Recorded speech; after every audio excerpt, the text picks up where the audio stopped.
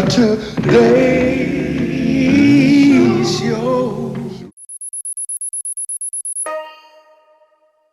The Temptations, Detroit, Michigan, active since 1961.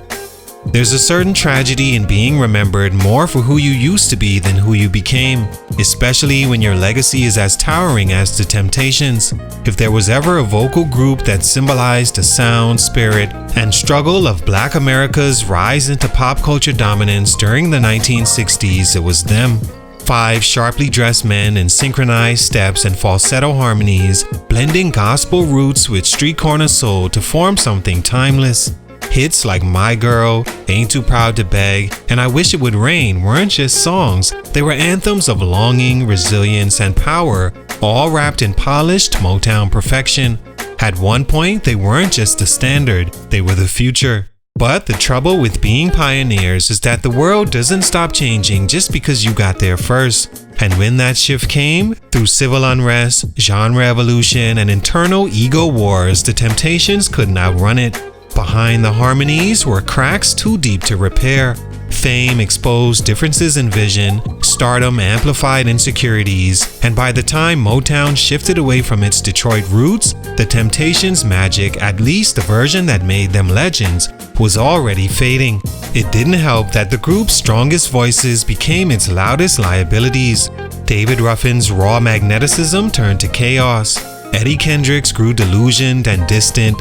Paul Williams, the heart of the group's early soul, quietly drowned under the weight of depression. One by one, the voices that defined them either walked away or were pushed out, and what remained was more brand than brotherhood. Otis Williams kept the name alive, but the soul, that left a long time ago.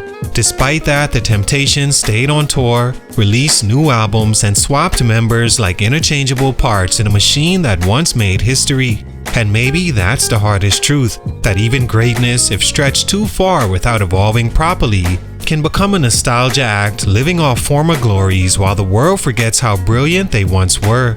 This is the story of a group that could have grown into something even greater, a group that had every tool to evolve past the 60s and 70s, yet found itself stunted by the very system that birthed them, by the business that fed them, and by the brothers that broke them. What happened? Let's talk about it. Salute to my guy Marcus Underwood on IG for this request. It's your boy JC Stunted Growth Music. Let's get it. Take a minute to like, subscribe, and comment on who I should do next. The Temptations were formed in Detroit, Michigan in 1960, the product of a merger between two vocal groups, Otis Williams and The Distance and The Primes. Under the Motown umbrella, they quickly became stars led by Berry Gordy's vision and producer Smokey Robinson's songwriting.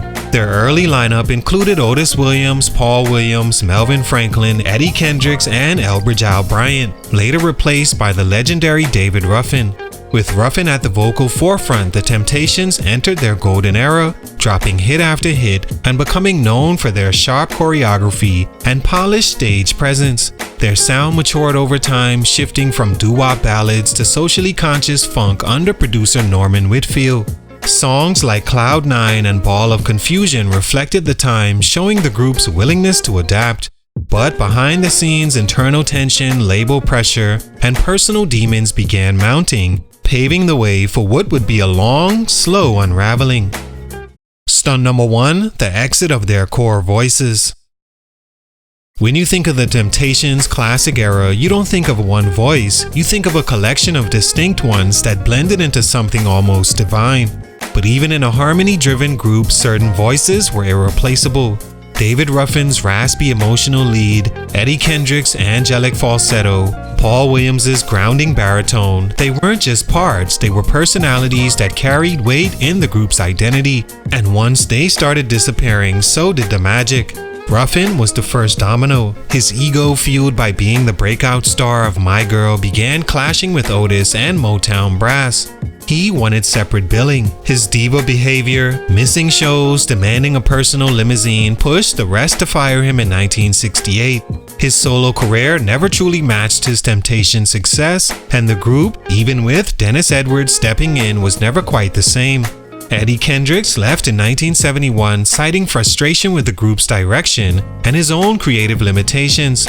He was tired of the psychedelic soul sound and longed for the romantic ballads of the past. His departure marked the end of the group's pristine, high-end harmonies. Paul Williams, suffering from sickle cell disease and depression, stepped back from touring, later succumbing to alcoholism and in 1973. By the mid-70s, 3 of the 5 founding members or defining members were gone. Their replacements were skilled but lacked the chemistry and iconic timbre that made the originals unforgettable. And as fans tried to adjust to the rotating door of singers, the group's once unshakable identity began to fracture. Without its signature voices, the Temptations felt like a memory of themselves, a tribute band wearing its own name. The harmony was still there, but the soul behind it had already started to fade. Stunt number 2, Motown shift and the loss of creative control. In their prime, the Temptations reflected the Motown machine, precise, polished, and massively successful. But the downside of being part of a machine is that it keeps moving with or without you. When Barry Gordy decided to move Motown's operation from Detroit to Los Angeles in the early 1970s, everything began to change. The sound, the priorities, the people who got the label's full attention. And in that shuffle, the Temptations lost more than just home base. They lost their seat at the head of the table. In Detroit, they had access to the label's best singers, musicians, and producers like Smokey Robinson and Norman Whitfield. But as Motown tried to transition into television, film, and pop culture appeal, the Temptations were no longer the face of the label. Acts like the Jackson 5, Diana Ross's solo career, and even the Commodores began getting more shine. The Temptations weren't pushed out, but they weren't being pushed forward either. Worse, the group had little creative control over their music. Decisions came from the top: what they'd sing, how they'd sound, and when they'd record. When Whitfield took the group in a psychedelic soul direction, many members, especially Eddie Kendricks, hated it.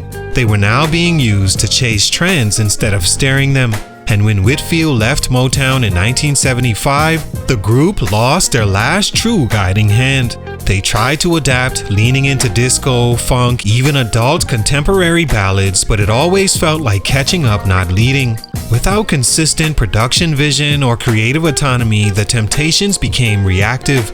Songs lost their bite, albums lost their edge, and with their core identity fading, the group that once defined innovation became stuck in a cycle of uncertainty, never quite knowing which version of themselves to present next. Stunt number 3, the brand outliving the brotherhood. Longevity in music is rare, but surviving doesn't always mean growing. For the Temptations, staying active in the 80s, 90s, and even 2000s came at a cost: the erosion of what once made them special. Over time, the Temptations became less of a group and more of a revolving door brand, marketable, nostalgic, and polished, but missing the chemistry that made their earlier years electric. Otis Williams, the group's founder and lone original member, kept the Temptations alive through every storm, but his leadership came with its own complications. Critics and former members often accused him of running the group like a business first, art second. Some argue that he prioritized legacy and consistency over connection and creativity. As a result, the Temptations began to feel manufactured, perfect on paper but hollow in emotion. The brotherhood that once bonded the group slowly dissolved into lawsuits, bitterness, and tragedy. David Ruffin and Eddie Kendricks reunited for brief moments but never fully reconciled with the group. Both died within a year of each other in the early 90s. Paul Williams' death in 1973 still hung over the group like a ghost.